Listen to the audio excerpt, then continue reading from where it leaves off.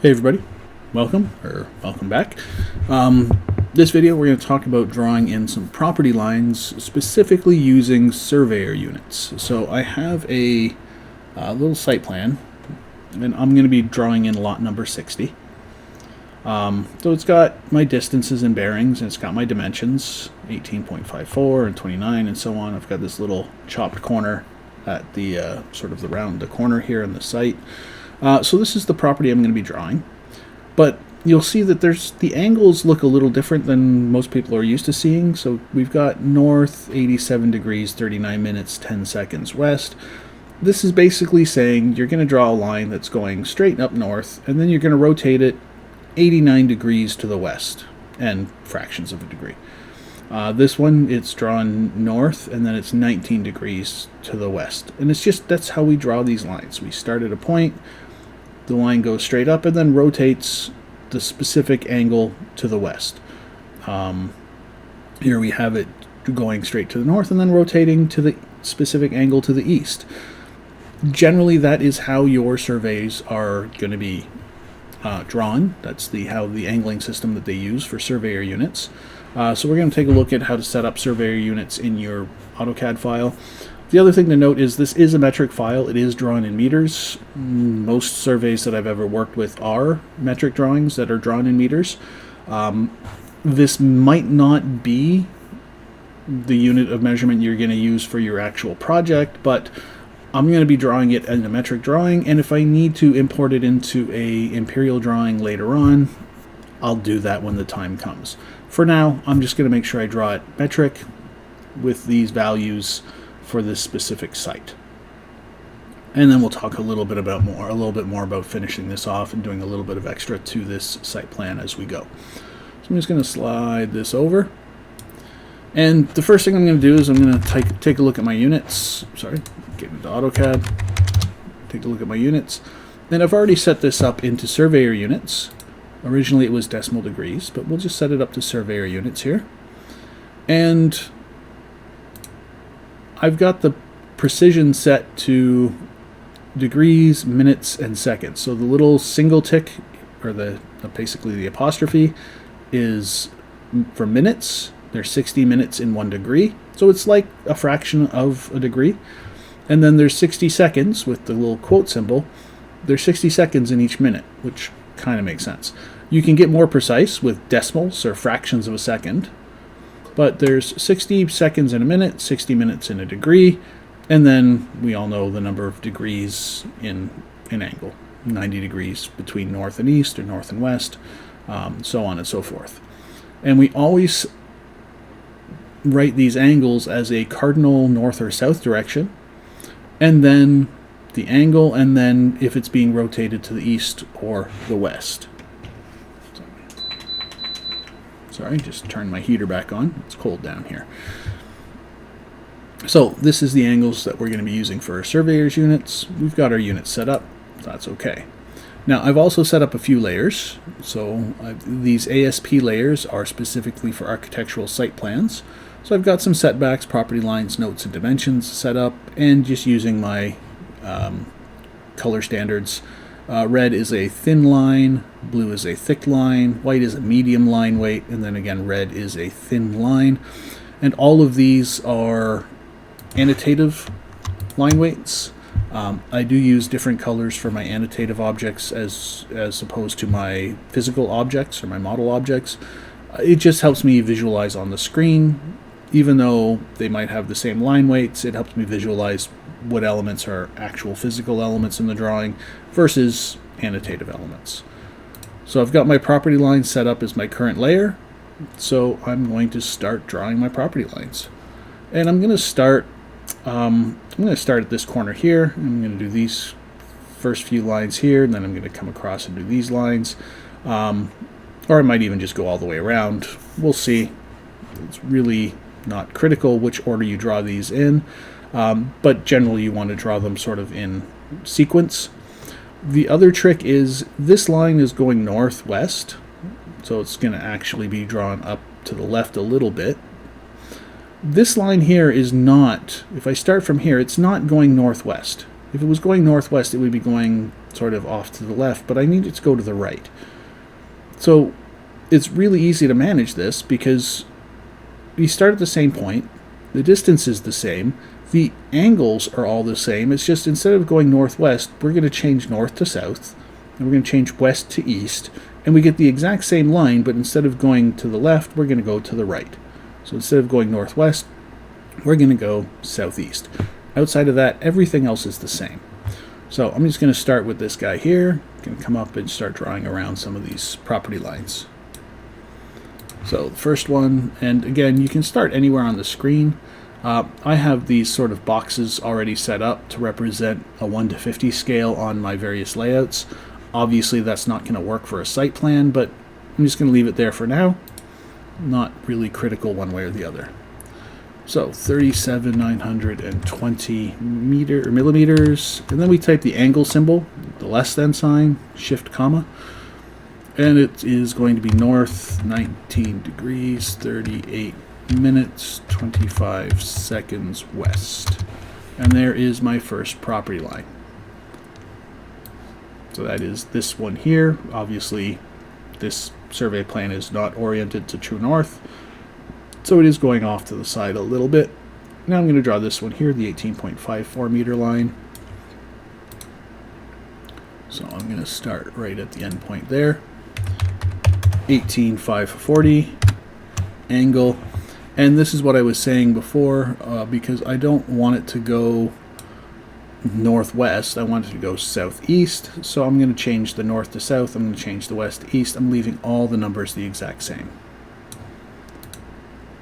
So it is 18,540, then the angle, and it's going to be south 89 degrees 39 minutes 10 seconds east. And that gives us this line. Now I can do this one.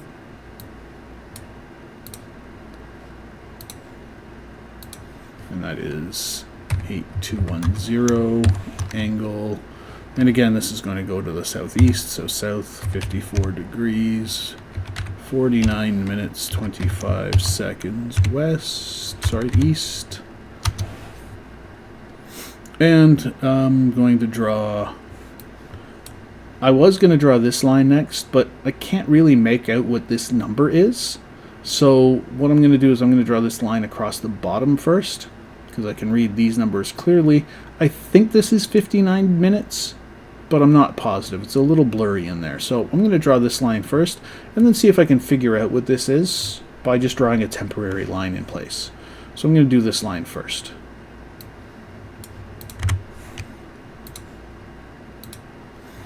This one is 22720. The angle is north 80 degrees 48 minutes 55 seconds east. Now that one was a little tricky because, you know, it looks like it's going southeast. The key element there is that it is definitely going east. So I knew that it had to be northeast. So it's just going to be going sort of a little north and then very far around to the east, 80 degrees to the east. So it's still going to be going this way. I am using these same directions. If I drew this southwest, it would have gone to the left, to the west. So you do have to think about it logically. If you do happen to draw it wrong, so if I did happen to draw this line, sorry, my line tool there. If I did happen to draw this south 80 degrees, 48 minutes, 55 seconds west, if you do happen to draw it in the wrong direction, you should be able to tell just by looking at it. You can simply move this line and it should line up exactly with the other line because they are the exact same line. It's just one was drawn from this corner this way, the other was drawn from this corner the other direction. That's it. That's the only difference. The angles, the numbers that we use, they're the exact same. Geometry. It's how the angles work. So if this line and this distance is going southwest or northeast, these angles are the same. You just change the north and the east to south and west as necessary. And if you do draw it wrong, you can simply move it, or you can delete it and try drawing it again. Now at this point, because again I couldn't really tell what this angle was clearly, what I'm going to do is I'm going to actually just draw a line in here to connect these points, and I'm going to look at the properties. And you can see it's 20 degrees, 0 minutes, 49 seconds. And here it's 19 degrees. And to get to 20 degrees, 19 degrees, 59 minutes is very close to 20 degrees, 0 minutes. So I'm going to guess this is a 59. That's the number I can't read. So I'm just going to draw this in. Now I'm going to draw it from the top down. So I'm just going to change this line to white. I'm going to leave it there just so we can see it as a comparison.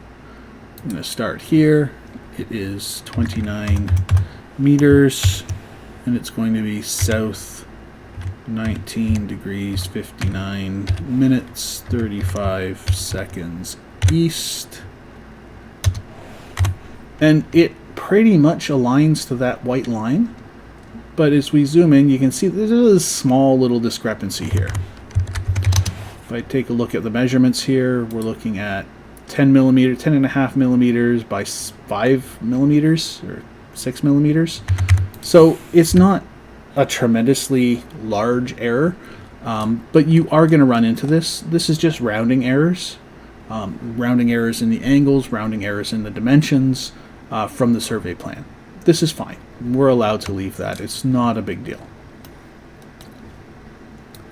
And that is drawing property lines using surveyor's units. Now, if I were to finish this site plan off, what I'd be doing is I'd be adding in my dimensions and my bearings just as text for all of my different lines. I would likely be showing some of these adjacent property lines as well. Here, here, here, and here, just so I can relate my site to adjacent sites. I might consider drawing lines across the street as well, but it's a little harder to locate where these points actually are. I mean, getting the offset is fine. You're going to have these angles, and you'll see all the different sizes. You know how wide the road is. It's 18 meters, 18 meters. So I could draw these lines and then just offset because the angles are the same. So I could just offset them and then figure out where this corner is going to be. Eventually I'll probably do that on my own time just to make sure I get that site sort of fully drawn out. And then we'll add some setbacks as well. So adding a setback, I'll do that quickly right now because it'll be pretty straightforward and easy for us. I just need to find my instructions for my setbacks. There they are. So I'm just going to add in a few setbacks. I'm going to leave the annotations for a little bit because if I were to put the annotations on, I would then need to start thinking about my scale. I'm going to save that for the next video. But we'll do the setbacks right now. So I'm going to use my offset tool. So I'm just going to use the offset tool here, or type O for offset.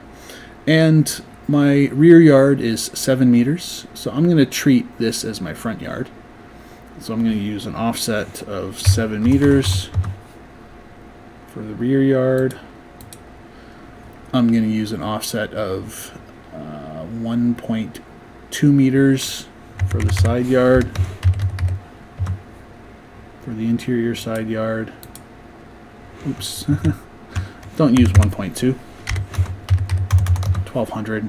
Make sure you're drawing in millimeters. My exterior side yard is going to be 3.5 meters. And again, these are setbacks. These are not where the house needs to go. Like, I don't have to draw the house right up against that line, but it's just there to sort of help. I'm going to do the same offset here.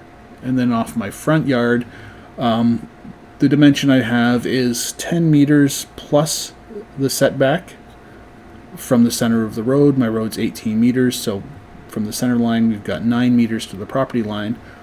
So I'm just going to add, so it's 3.5 meters plus 1 meter for the roadway, so offset 4,500. Oops, sorry, offset 4,500. And there's my front setback. Now I'm going to take all of these lines and put them on their proper layers. setback layer, and I'm going to use my fillet tool with a radius of 0.